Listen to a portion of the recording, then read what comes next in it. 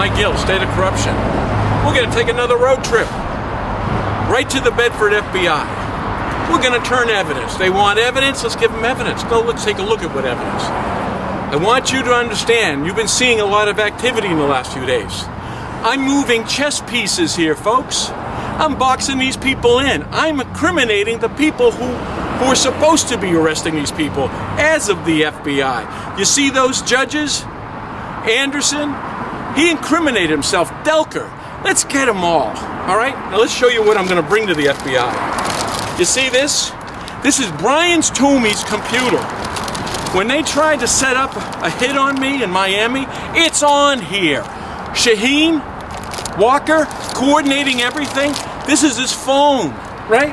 Now that the FBI office is open, and they may just do their job, let's see. Because I'm going to tell you what this phone gets us. Brian Toomey had 10,000 text messages in 6 months to 4 people. What's the bet? It's Alex Walker and Bill Shaheen. That's right. That's why Brian Toomey had to disappear. Remember how the police department let him go? Well, that's why. All right? Let's not end there. Because if you do get Brian, you do look at this, you get Bill Shaheen, you get Gene Shaheen, you get the IRS, you get the DRA. See? Why did they offer me 50? This is why.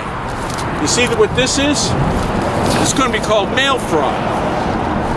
The IRS asked for a release. I wouldn't deal with them. I wanted to deal with them only criminally, which is why I dealt with TITCA, the criminal division of the IRS. I dealt with a gentleman named Tom Morley.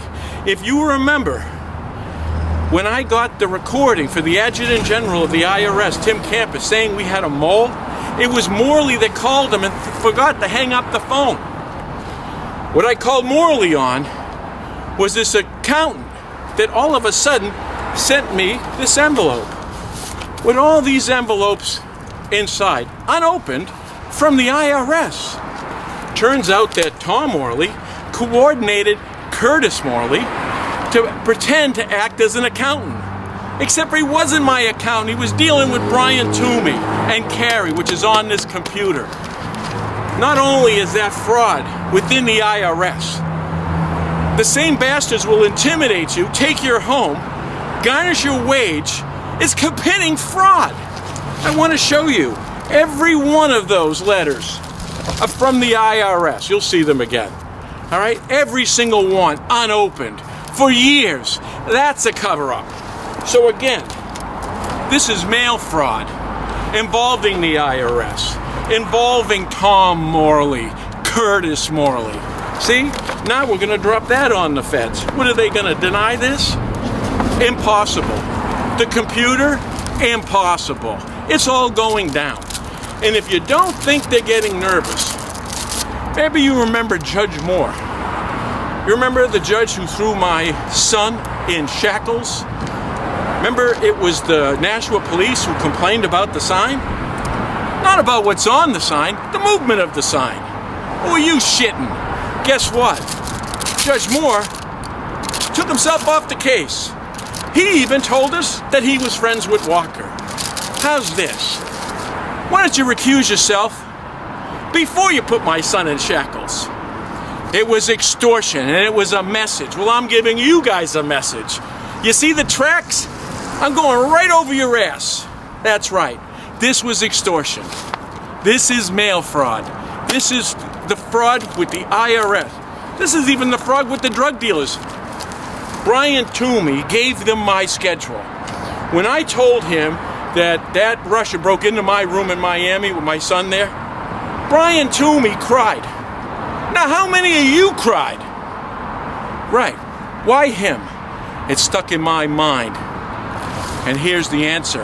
Because he gave them my schedule. And he set me up with these fucking drug dealers. Have you been watching Anonymous and the ties into Florida? Yeah. You don't think they'd have connections to murder me down there, do you? Well, the next time you see me, I'll be in front of the FBI door. Let's go. Bedford FBI. I got a feeling that door's gonna open. And they're gonna take this information. And if they club one of us, let's hope it's Greg. Come on.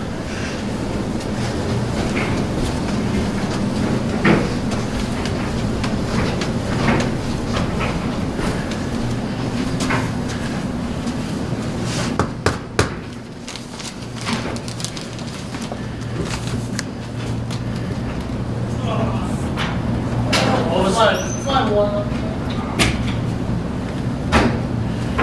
want you to know, last time when we get in there, there was about 15 people running around.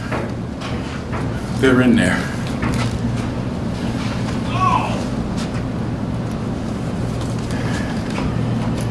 So now you know we're not being followed. We're gonna run around again. He's back. Damn right I'm back. And I'm gonna keep coming back. Hello?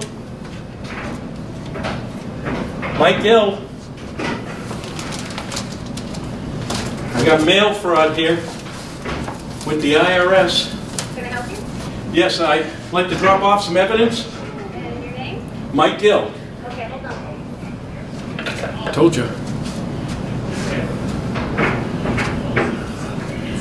We are going to say shut the camera off. And we'll comply.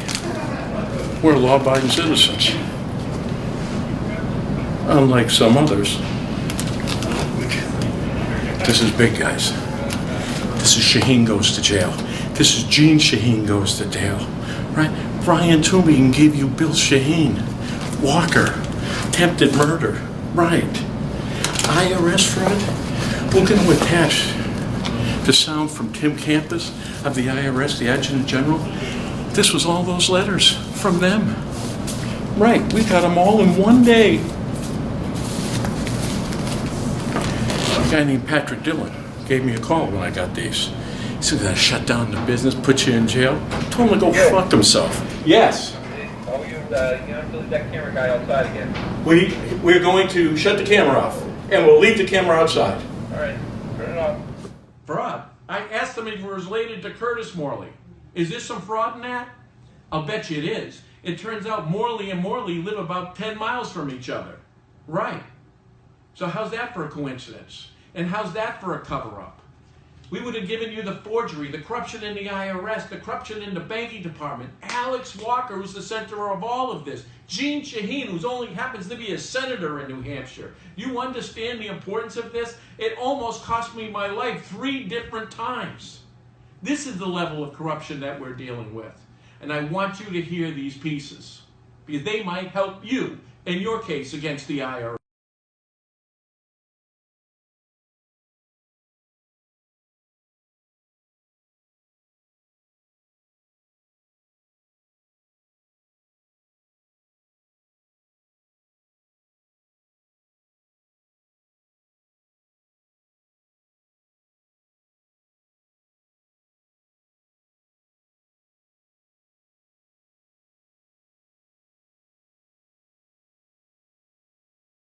I don't care. My concerns are the wrong thing. They're the wrong thing it has. So I said nothing. I did nothing but give them back. In one capacity, told me about something like a memo, email.